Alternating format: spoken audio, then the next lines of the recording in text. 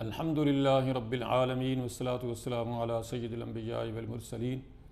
اما بعد فاعوذ باللہ من الشیطان الرجیم بسم اللہ الرحمن الرحیم۔ الحمدللہ ہمارا درس قرآن کا سلسلہ جاری ہے اللہ کے فضل و کرم سے، اور آج ہم پڑھیں گے سورۃ البقرہ کی آیت نمبر 63 سے آنورڈ۔ تو ارشاد باری تعالیٰ ہے وَإِذْ أَخَذْنَا مِيثَاقَكُمْ وَرَفَعْنَا فَوْقَكُمُ الطُّورَ خُذُوا مَا آتَيْنَاكُمْ بِقُوَّةٍ وَاذْكُرُوا مَا فِيهِ لَعَلَّكُمْ تَتَّقُونَ۔ اللہ تعالیٰ نے بنی اسرائیل کے بارے میں اتنی تفصیل سے کیوں بارہا یہ باتیں بیان کی ہیں؟ بیسک وجہ یہ ہے کہ اللہ تعالیٰ نے ان کے اوپر بہت سارے انعام و اکرام کیے، ان کو بہت ڈھیل دی، انہوں نے بڑے بڑے معجزے دیکھے، انہوں نے بڑی بڑی نعمتیں وصول کیں، اور پیغمبروں کے ذریعے سے انہوں نے بہت کچھ عطا کیا گیا، یعنی من و سلوہ کی صورت میں یا زمین سے اگنے والی چیزیں، یعنی جو انہوں نے مانگا اللہ تعالیٰ نے اپنے کرم اور فضل سے اور نبیوں کی دعا سے، انبیاء علیہ السلام کی دعا سے ان کو دیا۔ لیکن اس کے باوجود ان لوگوں نے اپنی ہٹ درمی، اپنی سرکشی، گستاخی، نافرمانی، حتیٰ کہ انبیاء علیہ السلام کو شہید کرنا، قتل کرنا بھی نہ چھوڑا۔ تو یہ اس لیے بار بار ان کی یہ چیزیں بیان کی جا رہی ہیں کہ ان کے اوپر جو اتنی ذلت اور مسکنت، اور حتیٰ کہ ان کو بندر بنا دینا اور پھر ان بندروں کی شکل میں ان کو پھر ہلاک کرنا، یہ رسوا کن عذاب دنیا میں بھی ان کو دیا گیا، آخرت میں تو ہوگا یقیناً۔ جن لوگوں نے اس قدر گستاخیاں کیں، اس قدر نافرمانیاں کیں اللہ تعالیٰ کی، تو اس لیے یہ دکھایا جا رہا ہے اور بتایا بھی جا رہا ہے بار بار کہ جو بھی لوگ کوئی اللہ کی اس طرح سے نافرمانی کریں گے تو اللہ تعالیٰ ان کو اس طرح سے نشان عبرت بنائے گا، کیونکہ وہ قادر مطلق ہے، وہ رحیم بھی ہے، کریم بھی ہے، رحمان بھی ہے، غفار بھی ہے، غفور بھی ہے۔ اس کے باوجود جب کوئی بندہ ہٹ درمی پہ اتر آئے، سرکشی پہ اتر آئے، نافرمانی پہ اتر آئے، تو پھر اللہ تعالیٰ کو پکڑنے میں بھی دیر نہیں لگتی، پھر اللہ تعالیٰ اس کو نشان عبرت بھی بنا دیتا ہے۔ تو بہرحال آج جو فرمایا جا رہا ہے کہ وَإِذْ أَخَذْنَا مِيثَاقَكُمْ وَرَفَعْنَا فَوْقَكُمُ الطُّورَ، اے معاشر یہود، اے بنی اسرائیل، اس وقت کو یاد کرو کہ جب ہم نے تم سے یہ عہد لیا تھا اور تمہارے اوپر کوہ طور کو اس طرح سے بلند کر دیا تھا۔ خُذُوا مَا آتَيْنَاكُمْ بِقُوَّةٍ، اور پھر ہم نے یہ کہا تھا کہ اب یہ پکڑو ہمارے یہ احکامات، یعنی یہ جو احکامات تمہیں دیے جا رہے ہیں اللہ کی طرف سے، ان کو مضبوطی سے تھامو اور ان پہ عمل کرو۔ وَاذْكُرُوا مَا فِيهِ، ان کو یاد رکھو جو کہ اس کے اندر ہے۔ لَعَلَّكُمْ تَتَّقُونَ، تاکہ تم اللہ سے ڈرنے والے بن جاؤ، متقی بن جاؤ، گناہوں سے بچنے والے بن جاؤ۔ ظاہر ہے جب اللہ کے احکامات پہ عمل کریں گے تو گناہوں سے بچیں گے، متقی بنیں گے، پرہیزگار بنیں گے، جنتی بنیں گے، نیک بنیں گے۔ لیکن اگر اس طرح سے اللہ کے احکامات کو پس پشت ڈال دیں گے، یا ان میں سے کچھ کو مانیں گے کچھ کو نہیں مانیں گے، جو کہ آج نہ صرف یہود میں یا عیسائیوں میں یہ چیز ہے بلکہ ہمارے اندر بھی ہے، یعنی انہوں نے جہاں وہ باتیں موجود ہوتے ہوئے بھی جو آج تورات، زبور، انجیل، بائبل میں موجود ہیں، آخری نبی محمد صلی اللہ علیہ وسلم کی پریڈکشن، ان کی آمد کے بارے میں، ان کا نام، سارا کچھ موجود ہے، اور وہ اس کو تعویلیں کر کر کے انہوں نے اتنا بدل دیا ہے کہ ان کی عوام جو ہے وہ مطمئن ہو گئی ہے کہ ہمارے جو علماء ہیں بالکل صحیح کریں، جو بائبل کے اندر لکھا ہوا ہے اور جس کی تعویل اور تشریح اور ایکسپلینیشن ہمارے علماء نے کر دی ہے، بس یہی کافی ہے۔ کیا ہم مسلمانوں کا رویہ کچھ اس طرح کا نہیں ہو گیا ہے؟ ہم مسلمانوں نے کیا اپنی کتاب قرآن کے ساتھ کیا اس طرح کا رویہ نہیں اختیار کر لیا ہے؟ ہم مسلمان کتنے عمل پیرا ہیں اس قرآن کے اوپر، اس کتاب کے اوپر، جو کچھ اس میں اللہ نے لکھا ہے، جو حکم دیا ہے، کیا ہم اس کے مطابق ہیں؟ یہ ہمیں ہر ایک کو انفرادی یا اجتماعی طور پہ بالکل یعنی آئینہ دکھائی دے گا جب ہم اپنے اندر جھانکیں گے۔ تو فرمایا ثم تولیتم من بعد ذلک، ہم نے جو تم سے عہد لیا تھا کہ تم نے تورات کے احکامات کے مطابق اپنے آپ کو ڈھالنا ہے، تورات کے احکامات کے مطابق اپنی زندگیوں کو اجتماعی، انفرادی، معاشی، معاشرتی، تمام تر زندگی اس کے مطابق گزارنی ہے، تو تم نے اس سے اعراض کیا، تم نے اس سے منہ پھیر لیا، تم نے ایک طرح سے انکار ہی کر دیا کہ تم نے وہ باتیں تو لے لیں جو تمہیں لگی کہ بس ٹھیک ہے، یہ ہمارے لیے بہتر ہے، اور باقی جو تمہیں لگا کہ یہ مشکل ہیں تو تم نے ان کو چھوڑ دیا۔ فلولا فضل اللہ علیکم ورحمتہ لکنتم من الخاسرین، تو اگر اللہ تعالیٰ کا فضل اور اس کی رحمت تم پر نہ ہوتی تو تم خسارے میں پڑ جاتے۔ یقیناً جس طرح یہود کے ساتھ اللہ تعالیٰ نے یہ کیا کہ ان کی باوجود پے در پے یکے بعد دیگر نافرمانیوں گستاخیوں کے باوجود ان کو معاف کیا، ان کو ڈھیل دی، ان کو موقع دیا، ان کی توبہ کا ان کو موقع دیا، تو یہ اس کا فضل اور رحمت ہے۔ اور یہ چیز ہمارے ساتھ بھی ہے، یعنی ہم جو مسلمان اس آخری کتاب کے حامل ہیں اور فالوورز ہیں اور اس کے یعنی پہنچانے والے ہیں، آگے ذمہ دار ہیں آگے آنے والے لوگوں کے، کہ ان تک یہ کتاب اللہ کا یہ پیغام پہنچے، تو کیا ہم اسی طرح کی روش تو نہیں اختیار کیے جا رہے جس طرح سے یہود نے کی تھی، جس طرح سے عیسائیوں نے کی، کہ اس کتاب کے اندر یعنی بائبل کے اندر، تورات زبور کے اندر جو جو احکامات موجود تھے انہوں نے اپنی مرضی سے ان کو فالو کیا۔ اگر وہ اس طرح سے کرتے جو کہ اس میں آج بھی لکھا ہوا ہے اس کو ہی فالو کر لیں تو آج وہ مسلمان ہوتے، اس میں کوئی شک نہیں ہے۔ تو اللہ نے ان پر یعنی فرمایا کہ تمہارے اوپر اللہ نے یہ کرم کیا، فضل کیا، رحمت کی کہ تمہیں اس نے ڈھیل دی، تمہیں موقع دیا تمہاری نافرمانیوں کے باوجود کہ تم اللہ کی بارگاہ میں جھک جاؤ، توبہ طیب ہو جاؤ، تاکہ تم ابدی خسارے سے، جہنم کے عذاب سے، پرمننٹ جہنم میں جانے سے بچ سکو۔ وَلَقَدْ عَلِمْتُمُ الَّذِينَ اعْتَدَوْا مِنْكُمْ فِي السَّبْتِ فَقُلْنَا لَهُمْ كُونُوا قِرَادَةً خَاسِئِينَ، اور تم یہ جان چکے ہو کہ تم نے جو سبت کے دن میں، ہفتے کے دن کے بارے میں جو تمہیں حکم دیا گیا تھا کہ اس دن صرف اللہ کی عبادت کرنی ہے، اس دن دنیا کا کوئی کام دھندہ نہیں کرنا ہے، تو تم نے اس کے اندر بھی ڈنڈی ماری، تم نے اس کے اندر بھی زیادتی کی۔ کیا کیا کہ ہفتے والے دن چونکہ اللہ کی طرف سے ایک آزمائش بن گئی، ان کے لیے بھی یہ امتحان تھا ان کا کہ ہفتے والے دن مچھلیاں زیادہ آتی تھیں، کنارے کے اوپر ان کی بستیاں آباد تھی، بڑی آبادی تھی ان کی، تو وہ دیکھتے تھے کہ ہفتے والے دن تو اچھل کے مچھلیاں کنارے پہ آ رہی ہیں۔ اب وہ ان کو منع تھا کہ ہفتے والے دن کام نہیں کرنا۔ یہ ایک آزمائش ہے، اور یہ اس طرح کی آزمائش صرف یہودیوں کے لیے نہیں تھی یا کسی خاص قوم، قبیلے یا فرد کے لیے نہیں ہے، یہ آزمائش سب کے لیے ہے۔ قرآن میں اللہ تعالیٰ نے مسلمانوں کو، ہم سب کو، قیامت تک آنے والے لوگوں کو یہ باور کرایا ہے کہ الف لام میم احسب الناس ان یترکوا ان یقولوا آمنا وہم لا یفتنون، کیا لوگ یہ سمجھتے ہیں کہ ہم ایمان لائے اور اتنی بات پر ان کو چھوڑ دیا جائے گا اور ان کی آزمائش نہیں کی جائے گی؟ وَلَقَدْ فَتَنَّ الَّذِينَ مِن قَبْلِهِمْ فَلَيَعْلَمَنَّ اللَّهُ الَّذِينَ صَدَقُوا وَلَيَعْلَمَنَّ الْكَاذِبِينَ، اللہ تعالیٰ نے تم سے پہلے بھی جو لوگ گزرے ہیں ان کو بھی آزمایا تھا ان کے ایمان میں، اور اللہ یہ جان کے رہے گا کہ کون تم میں کا ایمان میں سچا اور کون جھوٹا ہے۔ اللہ کو تو سب پتہ ہے، اللہ تعالیٰ کا جو قلم جو ہے وہ سارا کچھ لکھ کے، جنت، جہنمی، جنتی، سب کچھ جو ہونے والا ہے یہ لکھ کے قلم تقدیر خشک ہو چکا ہے، اس کے علم ہی ہے سارا کچھ، وہ کریٹر ہے ہم سب کا، وہ خالق ہے ہم سب کا، اس کو سب کو پتہ ہے۔ لیکن اس نے یہ باور کرانے کے لیے کہ جو بندہ جنت میں جا رہا ہے وہ اپنے عمل سے جا رہا ہے، اور جو بندہ جہنم میں جا رہا ہے وہ یہ اپنے عمل سے ثابت کر کے جا رہا ہے کہ وہ جہنم کا ہی مستحق تھا۔ جیسے دوسری جگہ فرمایا کہ خلق الموت والحیات لیبلوکم ایکم احسن عملا، یعنی اللہ تعالیٰ نے موت و حیات کا یہ سلسلہ رکھا ہی اس لیے ہے، انسانوں کو یہاں دنیا میں پیدا ہی اس لیے کیا ہے، اور یہاں ایک خاص پیریڈ کے بعد موت دیتا ہی اس لیے ہے کہ یہاں سے گزارنے کے بعد، امتحان لینے کے بعد اس دنیا کی اس ڈیوریشن میں بندے کو جو ہے وہ آگے اگلے جہان میں بھیج دے، جنت یا جہنم میں، کہ ایکم احسن عملا، کون تم میں کا اچھے کام کرتا ہے اور کون برے کام کر کے جہنم کا مستحق بنتا ہے۔ یہی باور کرانے کے لیے دنیا میں اللہ تعالیٰ نے ہمیں اس راستے سے گزارا ہے کہ یہاں دنیا میں ہم آتے ہیں، 150 سال کی زندگی گزارتے ہیں جو اللہ نے ہمیں دی ہے، اور اس ڈیوریشن میں ہم اپنے عمل سے یہ اور پریکٹس سے یہ ثابت کرتے ہیں کہ ہم جس جگہ ہم نے جانا ہے، جو ہماری ڈیسٹینیشن ہے جنت یا جہنم، وہ ہم اپنے عمل سے باور کروا رہے ہیں، ہم اپنے عمل سے یہ بتا رہے ہیں کہ ہم اسی کے مستحق تھے۔ تو لہٰذا یہ بات ذرا تھوڑی سی لمبی ہو گئی ہے، لیکن یہ بتانا یہ مقصود ہے کہ ہم لوگ عموماً قصے کہانیوں پر زور رکھتے ہیں، یعنی قرآن کی جو بات ہے اس کو بھی صرف ایک قصہ کہانی کے طور پہ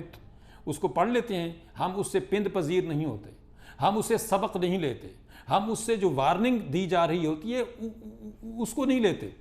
اس کے اندر ہم سب کے لیے وارننگ ہے کہ وَلَقَدْ عَلِمْتُمُ الَّذِينَ اعْتَدَوْا مِنْكُمْ فِي السَّبْتِ فَقُلْنَا لَهُمْ كُونُوا قِرَدَةً خَاسِئِينَ۔ یہ صرف یہودیوں کے لیے نہیں ہے کہ اللہ تعالیٰ نے ان کو بنا کیا تھا کہ ہفتے والے دن کوئی کام نہیں کرنا، اس دن صرف عبادت کے لیے ہفتے کو مخصوص رکھنا ہے، تو ان کے لیے پھر اللہ نے یہ آزمائش رکھی کہ ہفتے والے دن مچھلیاں جو ہیں وہ کنارے بہت زیادہ آ جاتی تھیں، اچھل اچھل کے آتی تھیں۔ اب وہ دیکھتے تھے کہ ہائے یہ مچھلیاں آ رہی ہیں تو ان کو ہم کاش کے پکڑ سکتے۔ اب وہ جو ہے ان کے اندر جو اس قسم کے لوگ تھے، لالچی تھے، شریر تھے، وہ اٹھے اور انہوں نے کیا کیا کہ کنارے کے ساتھ جو ہے دریا کے کنارے انہوں نے کیا کیا، گڈھے بنانا شروع کر دیے، گڑھے جو ہے بنائے تاکہ مچھلی جب اچھلے تو اس کے اندر آ کے گر جائے اور پھر دوسرے دن جا کے اس کو پکڑ لیں۔ تو اس سے یہ یعنی کہ یہاں سے ان کی شروعات ہوئی نافرمانی کی۔ تو ہمیں یہ صرف قصہ نہیں لینا، ان کو نہیں لینا، صرف اپنے آپ کو بھی لینا ہے کہ آپ کسی بھی ہیلے بہانے سے جب اللہ تعالیٰ کے حکم کو اگنور کریں گے، کوئی بھی بہانہ بنا کے، کوئی بھی ہیلا بنا کے، کوئی بھی ایسا طریقہ سوچ کے کہ جس سے اللہ تعالیٰ کے حکم کو آپ اگنور کر دیں اور یہ سمجھیں کہ آپ بڑے سیانے ہیں، بڑے چلاک ہیں، آپ بڑے سمجھدار ہیں، آپ نے اللہ کی نافرمانی بھی نہیں کی اور آپ نے اپنا کام دھندہ بھی نکال لیا اس طریقے سے جس سے اللہ نے منع کیا تھا۔ یہ سود کو آپ لے لیں، اس کے لیے یہی طریقے سوچے جا رہے ہیں۔ اسی طرح سے حلال حرام کے بے شمار ایسے طریقے ہیں جو ہماری قوم کے اندر ایسے آ گئے ہیں کہ جناب اس طرح سے نکال لیے گئے ہیں کہ اپنا کام بھی چلا لیتے ہیں اور کہتے ہیں نہیں ہم تو جو ہے ہم نے وہ تو کام نہیں کیا جس سے منع کیا گیا تھا، وہ دوسرے طریقے سے جو ہے اس کو حلال کر لیتے ہیں۔ تو اللہ رب العزت نے کیا فرمایا کہ جب انہوں نے ہفتے کے دن کے بارے میں یہ ہیلے بہانے کر کے مچھلیاں پکڑنا شروع کی تو کیا ہوا؟ فَقُلْنَا لَهُمْ كُونُوا قِرَدَةً خَاسِئِينَ۔ تو پھر ہم نے یہ کہا کہ اب تم بھٹکے ہوئے بندر بن جاؤ، دھتکارے ہوئے بندر بن جاؤ۔ یعنی اب جب ان لوگوں نے اس طرح کے ہیلے بہانے کیے بندروں جیسے تو اللہ نے ان کو بندر ہی بنا دیا کہ اللہ تعالیٰ نے ان کی آزمائش کرنی تھی، ان کا امتحان لینا تھا کہ کیا وہ اللہ تعالیٰ کے احکامات کے مطابق عمل کرتے ہیں، کیا وہ حرص، طمع اور لالچ اور دنیا کی منفعت کے پیچھے جو ہے اللہ تعالیٰ کے حکم کو ہیلے بہانے سے اگنور کر دیتے ہیں۔ یہ اصل مقصد ہے اس حکم کے اندر، یہ اصل بات ہے جاننے کی، اور یہ صرف یہودیوں تک محدود نہیں، قیامت تک آنے والے سارے انسانوں کے لیے یہی آزمائش کا طریقہ ہے اللہ کا، کہ وہ یہ آزماتا ہے اور دیکھتا ہے کہ کون ہم میں کا اپنے ایمان میں سچا ہے، جو اپنے عمل سے یہ باور کراتا ہے کہ وہ اللہ تعالیٰ کے احکامات کے مطابق چلتا ہے، اور اس کے لیے چاہے اس کو کوئی بھی قیمت دینی پڑے، جان کی، مال کی، اولاد کی، کسی بھی چیز کی، وہ اللہ تعالیٰ کے حکم کو اگنور نہیں کرے گا، اس کے لیے سب کچھ قربان کر دے گا، اللہ تعالیٰ کے حکم کو وہ ڈینائی نہیں کرے گا۔ مگر اگر یہودیوں نے کیا یہ کام اور کونوا قردۃ خاسئین کے اندر وہ پھنسے اور بھٹکے ہوئے بندر بنے تو کیا ان تک یہ بات محدود تھی؟ نہیں، یہ قیامت تک آنے والے لوگوں کے لیے یہی وارننگ ہے کہ اگر کوئی بھی اللہ کی اس طرح سے نافرمانی کرے گا، کوئی بھی ہیلا بہانہ تراش کے اللہ کے حکم کو اگنور کرے گا تو اللہ پکڑنے میں بڑا سخت ہے۔ وہ کس طریقے سے پکڑتا ہے یہ ہمیں سوچنے کی ضرورت نہیں ہے، بس ڈرنا چاہیے اس سے، معافی مانگنی چاہیے اس سے، دل و جان سے، اخلاص سے، للہیت سے ڈر جانا چاہیے اللہ تعالیٰ کے عذاب سے، اس کی پکڑ سے، کیونکہ جب وہ پکڑتا ہے تو کوئی دیر نہیں لگتی اس کو۔ ہم اپنے بستروں پہ سو رہے ہوں یا اپنے صوفوں پہ بیٹھے ہوں یا کسی میدان میں چل رہے ہوں، اس کو پکڑنے میں کوئی دیر نہیں لگتی، اور قرآن میں اللہ تعالیٰ نے بے شمار دفعات یہ باتیں بیان فرمائی ہیں کہ جب اللہ تعالیٰ پکڑنا چاہے گا تمہیں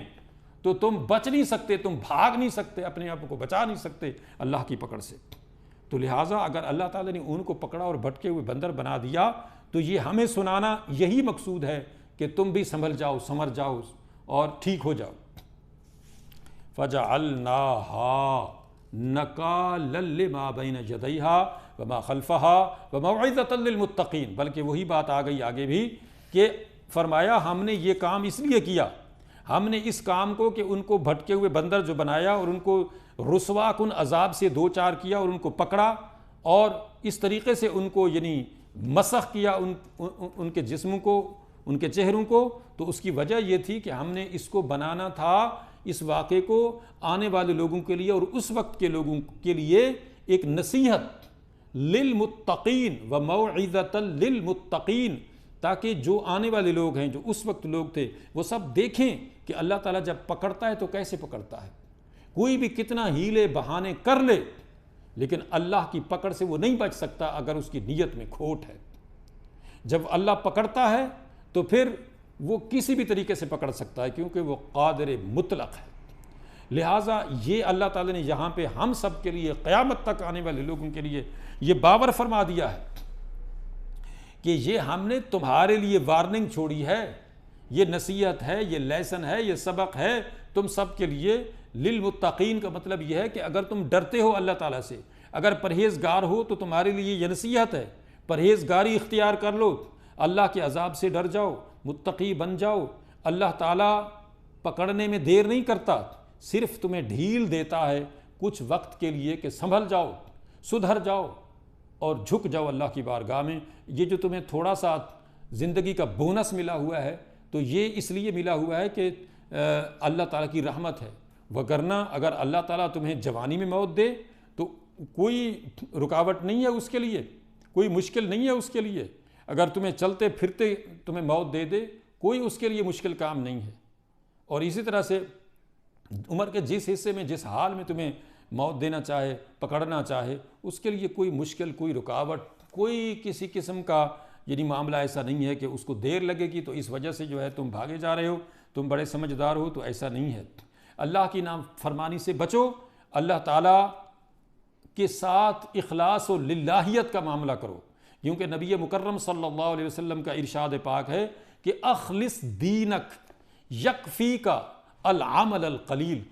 یعنی اپنے دین کو اللہ کے لیے خالص کر لو۔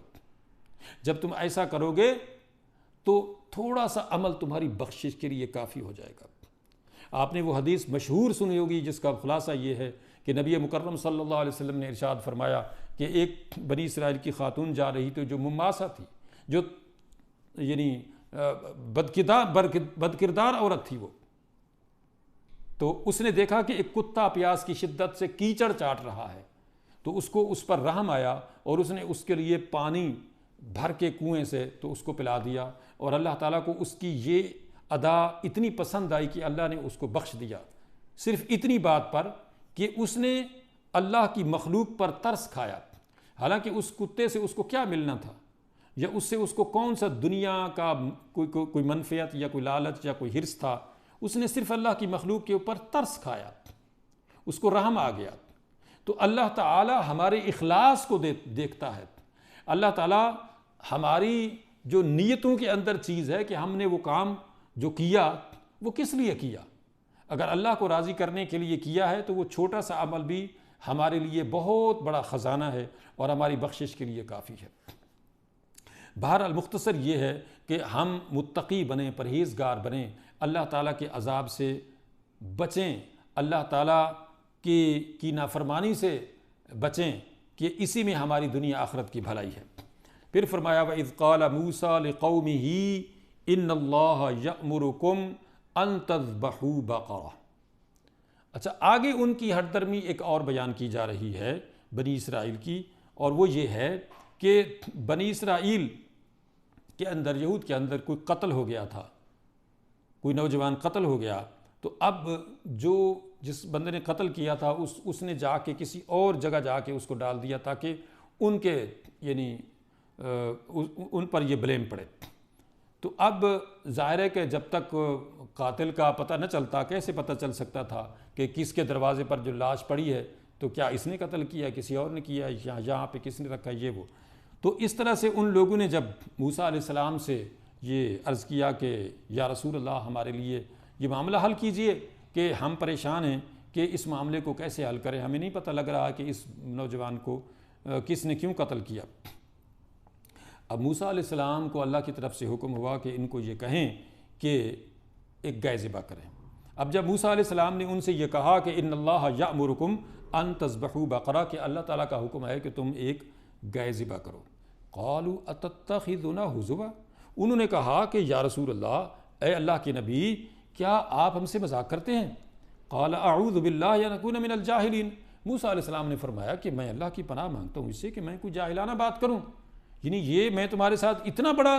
یعنی ایسی کوئی بات کر سکتا ہوں کہ اللہ تمہیں حکم دیتا ہے کہ گائے ذبح کرو، اللہ نے حکم نہ دیا ہو اور میں اپنی طرف سے کہہ رہا ہوں، تو یہ تو جہالت ہے، میں ایسا کیسے کہہ سکتا ہوں؟ اور یعنی ان کی جہالت یہ دیکھیں کہ اللہ کے نبی کے ساتھ کس طرح کا وہ گستاخانہ ان کا رویہ تھا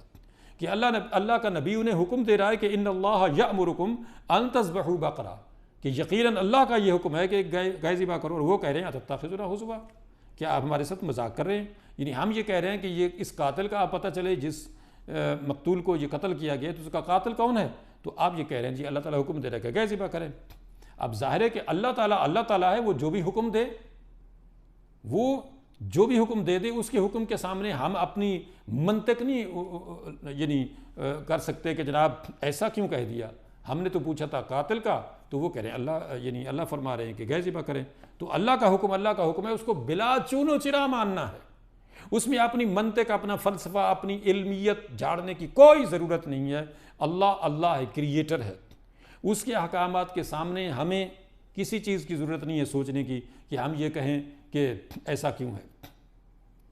اسی طرح سے ایک حدیث میں آتا ہے کہ حضرت عائشہ صدیقہ رضی اللہ تعالی عنہا کے پاس ایک خاتون آئی اور اس نے کہا کہ یہ جو یعنی رمضان میں ایک خاتون جو ہے جب اس کو پیریڈ آتے ہیں حیض کی صورت میں یعنی ہوتی ہے تو اس کے روزے جو ہیں بعد میں اس کو قضا کرنے کا حکم ہے، لیکن عام دنوں میں جب وہ نماز یعنی اس کی قضا ہو جاتی ہے، نماز اس کی رہ جاتی ہے ان پیریڈ کے اندر، ان پیریڈ کے دوران یعنی جب اس کو حیض نفاس کی صورت ہوتی ہے تو نماز معاف ہے اس پیریڈ کے دوران میں، روزے جو ہیں وہ اس نے رکھنے ہیں، تو ایسا کیوں ہے؟ تو انہوں نے بڑا ایسا جواب دیا جو ہم سب کے لیے ایک سبق ہے، جو یہاں پہ بھی یہ جو میں نے اس آیت کو کے تحت یہ بیان کیا ہے کہ اللہ کے حکم کے سامنے ہمیں اپنی منطق کی، اپنی علمیت جھاڑنے کی کوئی ضرورت نہیں ہے۔ کسی مفتی، کسی عالم کو اللہ کے حکم کے سامنے یہ کہ اللہ نے یہ حکم کیوں دیا، یہ ہمیں علمیت جھاڑنے کی کوئی ضرورت نہیں ہے۔ تو حضرت عائشہ صدیقہ رضی اللہ تعالی عنہا نے فرمایا کہ اللہ کے رسول کا یہی حکم ہے، بس اس کے آگے کچھ کرنے کی ضرورت نہیں۔ اللہ کا حکم ہے کہ ایسا کرنا ہے تو ایسا کرنا ہے، اس میں یہ کہ اللہ نے ایسا کیوں کہا تو ایسا کیوں نہیں کہا، یہ ہمیں اجازت نہیں ہے۔ وہ اللہ ہے، وہ قادر مطلق ہے، وہ ہمارا خالق ہے، ہمارا رازق ہے، اس نے ہمیں پیدا کیا ہے، اس نے ہمیں زندہ رکھا ہے، اس نے ہمیں موت دینی ہے، ہم اس کے سامنے یہ کہیں کہ اس نے ایسا کیوں نہیں کہا، ایسا کیوں کہا، نہیں، ہرگز نہیں۔ تو یہ ان بنی اسرائیل کی ہٹ درمی اور جہالت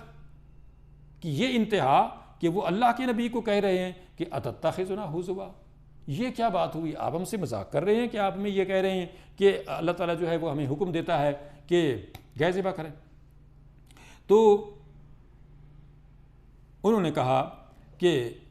میں اللہ تعالیٰ کی اس بات سے پناہ مانگتا ہوں کہ میں کوئی اس طرح کی جاہلانہ بات کروں، تو یہ جو تم جہالت میرے ساتھ کر رہے ہو یہ ہرگز ٹھیک نہیں ہے، اللہ کا حکم ہے بس تم گائے کو ذبح کرو۔ قالوا ادع لنا ربک، تو انہوں نے کہا کہ اللہ تعالیٰ سے یہ دعا کیجئے کہ یبین لنا ما ہی، کہ یہ گائے کیسی ہو، یعنی اب ان کی اور آگے دیکھیں ان کی ہٹ درمی، ان کی سرکشی، ان کی گستاخی، ان کا ٹیڑھا پن، کہ اللہ کا حکم ہے گائے ذبح کرو، اس گائے ذبح کر دیتے، یعنی اب یہ پوچھنا شروع ہو کہ گائے کیسی ہو، اس کا رنگ کیسا ہو، اس کی عمر کیسی ہو، وہ کس طرح کی ہو، فلاں فلاں فلاں فلاں، ایسے یہ ہے جہالت۔ اور اس سے قرآن مجید میں آگے 7ویں سپارے میں آئے گا بائدہ میں کہ اللہ تعالیٰ نے منع کر دیا مسلمانوں کو کہ ایسے خواہ مخواہ کے سوالات نہ کیا کرو، یعنی جب ایک حکم دے دیا گیا ہے تو اس حکم کو بجا لاؤ، یعنی اللہ کا حکم اللہ کے رسول کے ذریعے سے جو ہمیں ملے، اب اس کے اندر اپنی چیمیں گوئیاں، حتیٰ کہ نبی سے بھی مزید سوالات نہ کیے جائیں، جو حکم دے دیا گیا اس حکم کو بس بلا چون و چرا عمل کرو۔ تو اب ان کی یہ ہٹ درمی ہمیں کیوں بیان کی جا رہی ہے، ان کے یہ بار بار سوال کرنے۔ ایک گائے کا کہا گیا تھا کہ ان تذبحوا بقرہ، ایک گائے ذبح کرو۔ گائے کیسی ہوتی ہے، سب کو پتہ ہے گائے کیسی ہوتی ہے، یعنی بقرہ جو ہے یا گائے جو ہے سب کو پتہ ہے کہ کیسی ہوتی ہے، کوئی چھوٹی ہو یا بڑی ہو، گائے گائے ہوتی ہے، وہ اس کا رنگ کوئی بھی ہو وہ گائے ہے، اس سے کیا فرق پڑتا ہے کہ اس کا رنگ پیلا ہے یا زرد ہے یا وائٹ ہے یا کالا ہے یا کچھ بھی ہے، اس سے کیا فرق پڑتا ہے؟ وہ گائے ہے، لہٰذا اس گائے کے حکم پر کہ جو ان کو حکم دیا جا رہا تھا، تو یہ بڑی اہم بات ہے۔ یعنی ہمیں اس میں پڑھنے کی کوئی ضرورت نہیں ہے کہ اللہ تعالیٰ نے یا اس کے رسول نے قرآن و حدیث کی شکل میں جو احکامات ہم امت محمد صلی اللہ علیہ وسلم کو دیے ہیں، کیا ہم اس طرح سے تو نہیں کر رہے جو یہود نے کیا تھا؟ آج ہم کیا کہتے ہیں؟ ہم کہتے ہیں کہ یہ جو احکامات ہیں، ہمارے سیاستدان، ہمارے بڑے ایسے جناب جو بنے پھرتے ہیں بڑے، وہ ان ہمارے یعنی احکامات الہیہ کے بارے میں چیزیں گوئیاں کرتے ہیں، اس کے اندر جناب کیڑے نکالتے ہیں، استغفر اللہ، ایسی باتیں کرتے ہیں کہ نہیں، آج کے دور میں ان احکامات پہ عمل کرنا بڑا مشکل ہے، ہمارے اوپر پابندیاں لگ جائیں گی، ہم تو وہ ہو جائیں گے، ہم تو برباد ہو جائیں گے، ہم تو پیچھے چلے جائیں گے، ہم تو پتھر کے زمانے میں چلے جائیں گے، وہ ہو جائے گا۔ یہ کیا ہے؟ کیا یہ اس طرح سے نہیں ہے جیسے یہ لوگ کر رہے تھے؟ بلکہ ان کی تو یہ بات چھوٹی تھی، وہ تو پوچھ رہے تھے اس کی عمر کتنی ہو، اس کا رنگ کیسا ہو۔ تو ہم تو کیا، ہم کہتے ہیں جی اللہ تعالیٰ کے جو احکامات ہیں ہم ان کو نافذ کریں گے تو ہم تو مر جائیں گے، ہم سے تو دنیا جدا ہو جائے گی، ہم تو کٹ آف ہو جائیں گے، ہم تو فلاں ہو جائیں گے، اس طرح ہو جائے گا، فلاں ہو جائے گا، یہ نقصان ہو جائے گا، وہ نقصان ہو جائے گا۔ استغفر اللہ، نعوذ باللہ، ہم اللہ تعالیٰ کو یہ بتا رہے ہیں کہ یا اللہ جو تو نے احکامات دیے نا، ان پہ عمل کرنا بڑا مشکل ہے، ہم تو تباہ ہو جائیں گے، ہم تو برباد ہو جائیں گے۔ نہیں، ہرگز نہیں۔ اسی میں کامیابی ہے کہ ہم اللہ تعالیٰ کے احکامات کو بلا چون و چرا اسی طرح سے مانیں جیسے اللہ نے حکم دیا ہے۔